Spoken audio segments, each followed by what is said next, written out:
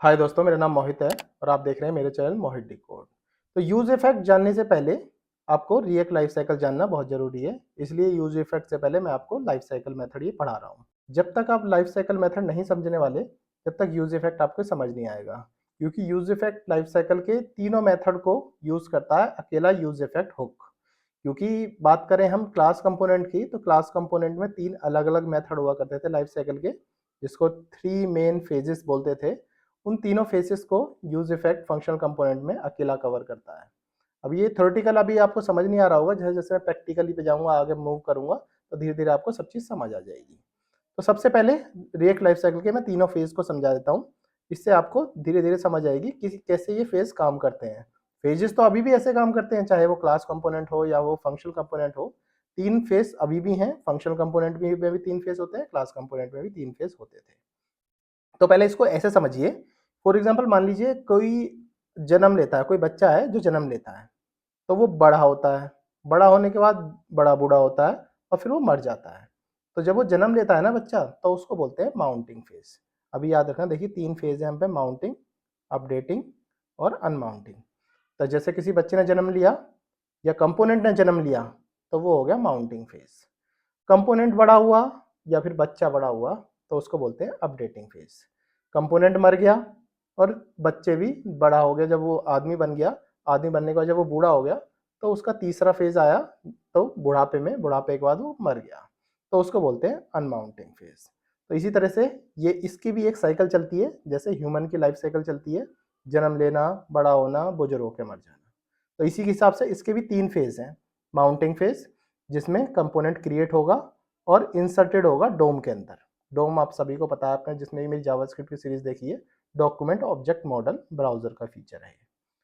Second part updating, जब component री render करता है। जैसे फॉर एग्जांपल जब फर्स्ट टाइम लोड हुई स्क्रीन, तो माउंटेड हो गई।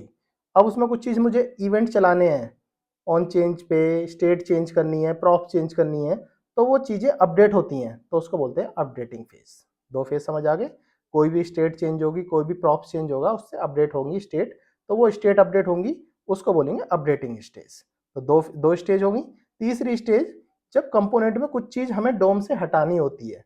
फॉर एग्जांपल जब हमारा कोड पूरा चल जाता है, या लॉग आउट करते हो आप किसी एप्लीकेशन से, दोनों में से कोई एक, तो जब हम कुछ सेशन स्टोरेज होता है या लोकल स्टोरेज होता है, फॉर एग्जांपल समझा रहा हूँ, ये एक पार्ट है, बहुत सारी चीज़ें होती हैं जो अनमाउंटेड में हमें हटानी होती हैं, जब हमारा कंपोनेंट जब रिमूव हो जाता है डोम के अंदर से, ये समझ लीजिए। तो अभी मैं ये जो लाइफ साइकिल है, ये जो लाइफ साइकिल मेथड है, ये क्लास कंपोनेंट का लाइफ साइकिल मेथड है, ये एप्लीकेबल नहीं है फंक्शनल कंपोनेंट में। ये सिर्फ मैंने आपको समझाने के लिए दिया है कि कैसे कैसे हमारे फेजेस चलते हैं, क्योंकि फंक्शनल कंपोनेंट में समझाना थोड़ा डिफिकल्ट होता है, क्योंकि एक यूज इफेक्ट हुक से ही सब कुछ समझना आना थोड़ा सा टिपिकल है। तो देखिए माउंटिंग फेज पहले जो होता था, माउंटिंग फेज में कंस्ट्रक्टर भी होता था, जिसके अंदर हम स्टेट लिखते थे। फिर रेंडर होता था। माउंटिंग फेज में भी कई फेजेस होते हैं। प्री माउंटेड फेज, कि बच्चे होने से पहले वाला प्री डिलीवरी फेज, इस वाला भी होता है। एक हुक वो भी होता है, मैं समझाऊंगा आगे चल के। कंस्ट्रक्टर के अंदर स्टेट आती है। रेंडर का मतलब ये चीजें स्क्रीन यूआई पे दिखना कुछ, वो उसको बोलते हैं रेंडर। और ये होती है रेफ। रेफ आपको मैंने बता दिया डोम मैनिपुलेशन कैसे होता है, रेफ मैं ऑलरेडी पढ़ा चुका हूँ। किसी डोम में मैनिपुलेट करके उसी में चीजें इंसर्ट करना विदाउट यूजिंग स्टेट और प्रॉप्स, ठीक है। और कंपोनेंट डिड माउंट, पहला फेज कंपोनेंट डिड माउंट के अंदर चलता था पहले, अब यूज इफेक्ट के अंदर ही होता है। आप तीनों चीज को हटा दिया गया है, component did mount, component did update और कंपोनेंट विल माउंट। इन तीनों को हटा के अब सीधा हमारा यूज इफेक्ट हुक ही रह गया है। तो पहले चलाने के लिए, माउंटिंग फेज चलाने के लिए कंपोनेंट डिड माउंट को यूज करते थे, क्योंकि कंपोनेंट डिड माउंट में ही एपीआई कॉल भी होती थी। तो इसलिए कंपोनेंट डिड माउंट बहुत ही इंपॉर्टेंट फेज हुआ करता था। रिएक्ट वर्जन 16.8 से पहले की बात बता रहा हूँ ये मैं। अपडेटिंग फेज, कोई भी प्रॉप्स अपडेट हुई, स्टेट अपडेट हुई, या फिर फोर्स अपडेट हुई। फोर्स अपडेट अब नहीं होता है ज़्यादातर, इन दोनों के से ही हम स्टेट अपडेट करते हैं। बाय यूजिंग रेफ के भी स्टेट अपडेट कर लेते हैं, इससे भी कंपोनेंट डिड अपडेट चल जाता था। कंपोनेंट डिड अपडेट जो होता था, ये समझ ली कोई भी इवेंट ट्रिगर होने के बाद ही वो चलता था। एक लास्ट फेज होता था कंपोनेंट डिड माउंट, जो component will unmount, component will unmount पे ही चलता था। कंपोनेंट विल अनमाउंट, जब unmount phase, component will unmount के अंदर एक फंक्शन होता था, प्री डिफाइंड मेथड होता था कंपोनेंट विल अनमाउंट, उसके अंदर कुछ भी लिखते थे, तो वो लाइफ साइकिल खत्म होने के बाद ही वो रन होता था। तो ये थे तीनों फेज की डेफिनेशन वाइज कि आपको इजीली पूरी फेज का डेफिनेशन समझ आओगे। तीनों फेज को किस किस तरह से हम डिफाइन कर सकते हैं। तो पहला फेज समझते हैं माउंटिंग फेज, जो आपको थ्योरेटिकल आज थोड़ा ज्यादा होगा, प्रैक्टिकली भी दिखाऊंगा थोड़ा बहुत आगे नेक्स्ट लेक्चर में। इसको दो पार्ट्स में करेंगे इस लेक्चर को, यूज इफेक्ट हुक्स में। नेक्स्ट लेक्चर में यूज इफेक्ट हुक्स को एग्जांपल में समझेंगे, अभी थ्योरेटिकल थोड़ा ज्यादा है। तो पहला माउंटिंग फेज, जिसको बोलते हैं इनिशियल रेंडर फेज, मतलब इनिशियली यूआई कैसी दिखती है, माउंटिंग फेज बोलते हैं। ये बेस्ट प्लेस होता है एपीआई कॉल का, या फिर सब्सक्रिप्शन, बहुत सारी चीजें सब्सक्रिप्शन कॉल्स होती हैं, उन सब के लिए बेस्ट प्लेस होता है। ये कंपोनेंट डिड माउंट के अंदर लिखा जाता था। अभी आपको इसकी ज्यादा जरूरत नहीं है जानने की, बस ये आपकी नॉलेज के हिसाब से बता रहा हूँ कि कंपोनेंट डिड माउंट सबसे पहले चलता था। सेकेंड फेज होता है कंपोनेंट डिड अपडेट, जिसको अपडेटिंग फेज भी कहते थे। अब कंपोनेंट डिड अपडेट भी यूज इफेक्ट के काम से ही यूज होता था। इसमें क्या होता था, प्रीवियस प्रॉप्स लेते थे, प्रीवियस स्टेट लेते थे, based on previous prop, based on previous state ये कंपोनेंट चेंज होता था। यूज स्टेट से हो जाता था, जब अभी के लिए यूज स्टेट बोलते हैं, सेट स्टेट बोलते थे उस टाइम पे। पेरेंट को रीरेंडर करना, कोई भी पेरेंट कंपोनेंट रीरेंडर हो रहा है बाय यूजिंग प्रॉप्स हो रहा है, या फिर बाय यूजिंग स्टेट हो रहा है, कैसे भी हो रहा हो, इससे भी अपडेटिंग फेज चलता था। सेकंड फेज भी इजीली आप समझ आ गया। तीसरा फेज, कोई भी जैसे क्लियर टाइमर को क्लियर करना है, एपीआई को कैंसिल करना है, रिमूव लिस्नर में कुछ चीज रिमूव करनी है, क्लीन अप टास्क कोई भी होते हो वो अब कंपोनेंट विल अनमाउंट में होते थे। तो ये होता था अनमाउंटिंग फेज, मतलब डेड हो जाए, इसके बाद कंपोनेंट डेड हो जाता था, और इसके बाद जो भी चीजें थी क्लियर हो जाती थी, जो भी चीज हमें अननेसेसरी चीजें हम हमारे कंपोनेंट के अंदर होती थी। तो ये तीनों 6 फेज आपको समझ जाएगा। लाइफ साइकिल अब आप भूलने वाले हो नहीं, बहुत ही सिंपल तरीके से मैंने लाइफ साइकिल आपको एक्सप्लेन कर दी है। अब लास्ट में ये लाइफ साइकिल अब तक जो मैंने एक्सप्लेन करी है, इसमें मिला जुला था, क्लास कंपोनेंट भी, फंक्शनल कंपोनेंट भी।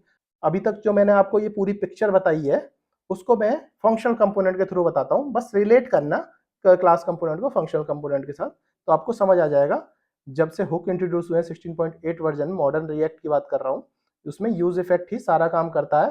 तीनों फेज यूज इफेक्ट के अंदर ही होते हैं। अब समझना, बस रिलेट करते रहना क्लास कंपोनेंट के साथ। देखिए, पहले मैं क्या करता हूँ, एक ना अपने वीएस कोड पे जाता हूँ, डायरेक्टली वहीं से आपको समझाता हूँ, तो आपको इजीली समझ आएगा। बस आप रिलेट करते रहना कि यूज इफेक्ट में कैसे कैसे तीनों चीजें हो रही हैं। बस सिंटेक्स वाइज समझाऊंगा, एग्जाम्पल के लिए मैं नेक्स्ट लेक्चर में आपको कंफर्म करूंगा। तो अभी समझिए, यहाँ पे लिखते हैं यूज इफेक्ट। यूज इफेक्ट लिखा, तो यूज इफेक्ट हुक है, तो यूज इफेक्ट ऊपर से कॉल भी हो गया, इंपोर्ट भी हो गया रिएक्ट के साथ। Import use effect from react करने से बाद ही आप यूज इफेक्ट को यूज कर सकते हो, क्योंकि यूज इफेक्ट भी हुक है। जैसे यूज स्टेट मैंने करा था, यूज रेफ भी आपको सिखा चुका हूँ, इस हिसाब से यूज इफेक्ट चलता है। अब इसी के अंदर ही मान लीजिए एक एरो फंक्शन बना लेते हैं। एरो फंक्शन के अंदर चीजें इस टाइप से लिख लेते हैं। अभी क्या करता हूँ, मैं इस सब को हटा लेता हूँ, मुझे अभी आपको कुछ बताना ही नहीं है, मुझे सिर्फ सिंटेक्स से मतलब है। आपको सिंटेक्स समझ आ गया अच्छी तरह से, तो आपको सब कुछ समझ आ जाएगा अपने आप ही। ठीक है, अभी मैं क्या करता हूँ, इसको हटा देता हूँ, इसको अभी इतना रहने देता हूँ, बस इतना ही। अब इतने में समझना क्या हो रहा है। अब जब कोई भी यूज इफेक्ट अगर खाली है, अब इसके अंदर कुछ भी लिखता हूँ मैं, यहाँ पे मैं लिखता हूँ console dot log hello world. पहले एरो फंक्शन के अंदर मैंने जो भी लिखता हूं, और ये समझ लिए पहले पैरामीटर, दो पैरामीटर ना, कॉमा के पहले एक पैरामीटर, कॉमा के बाद सेकंड पैरामीटर, पहले पैरामीटर के एरो फंक्शन के अंदर मैं जो भी कुछ लिखता हूं विद इन करली ब्रैकेट, जो भी लिखता हूं वो होता है component did mount. Component did mount मतलब माउंटिंग फेज, समझ गए। एरो फंक्शन के अंदर मैं कुछ भी लिखता हूँ वो माउंटिंग फेज में होगा, मतलब वो एक ही बार चलेगा। बशर्ते याद रखना जो सेकंड पैरामीटर है वो ब्लैंक होना चाहिए। समझ गए। फर्स्ट ये हो गया माउंटिंग फेज। सेकंड फेज आता है अपडेटिंग फेज। यहाँ पे मैं कुछ स्टेट लिखता हूँ, यहाँ पे कुछ स्टेट लिखता हूँ, और सेट स्टेट के थ्रू अपनी स्टेट की वैल्यू चेंज कराता हूँ, जो कि आप सभी को पता है सेट स्टेट से कैसे वैल्यू चेंज होती है। तो बेस्ड ऑन सेट स्टेट जो ये फंक्शन दोबारा रीरेंडर होगा उसको बोलेंगे अपडेशन फेज। ये अपडेट फेज होता है, स्टेट के चेंज पे भी हो सकता है और प्रॉप्स के चेंज पे भी हो सकता है, बेस्ड ऑन देयर पेरेंट, कि पेरेंट में क्या चीज चेंज हो रही है। तो इन दोनों के बेसिस पे आप इसको चेंज कर सकते हैं। तो यूज इफेक्ट में इसको प्रॉप्स ना लिख के ना पेरेंट भी लिख सकते हैं। पेरेंट के बेसिस पे, पेरेंट प्रॉप्स के बेसिस पे अगर कुछ भी चेंज होता है, सेकंड दो, इसमें मल्टीपल हो सकते हैं, जरूरी नहीं स्टेट प्रॉप्स, मल्टीपल स्टेट भी हो सकते हैं, मल्टीपल प्रॉप्स भी हो सकते हैं। ये एक तरह से ये समझ लीजिए इसमें कुछ भी लग से अगर ये चेंज हो रहे हैं तो फिर ये यूज इफेक्ट दोबारा चलेगा, उसी को बोलते हैं अपडेटिंग फेज। ठीक है, बहुत ईजी था, अब तक समझ आ गया होगा। लास्ट होता है क्लीन अप, जिसको बोलते हैं अनमाउंटिंग फेज। अनमाउंटिंग फेज समझ लीजिए बहुत ही जरूरी है। इसमें क्या करते हैं, रिटर्न के अंदर रिटर्न लिखते हैं और रिटर्न के अंदर कंसोल लॉग, मैं अभी कंसोल लॉग लिख रहा हूँ, अभी कुछ नहीं ज़्यादा कर रहा। इसमें सिंपल क्या होता है, इसके अंदर बनाते हैं एक रिटर्न, जैसे ये रिटर्न फंक्शन बनाया मैंने। रिटर्न के अंदर आप कुछ भी लिखते हैं, फॉर एग्जांपल रिटर्न के अंदर आप कुछ भी लिखते हैं, जैसे ये लिख दिया मैंने कि console log good bye world. तो ये जब क्लीन अप होता है तो ये वाला फंक्शन चलता है, इसी को बोलते हैं अनमाउंटिंग फेज। तीनों फेज बाय डेफिनेशन आपको समझ आ गए, बाय सिंटेक्स आपको समझ आ गए। हुक्स को मैं तीनों लाइफ साइकिल मेथड में रन करके दिखाऊंगा, एग्जांपल के थ्रू आपको बताऊंगा, सारी चीजें क्लियर करूंगा one by one next lecture में। तो इसलिए प्रैक्टिस करते रहिए मेरे साथ, और बस नेक्स्ट लेक्चर में मिलते हैं, फिर एग्जांपल के साथ समझते हैं। तब तक के लिए थैंक्स फॉर ज्वाइनिंग।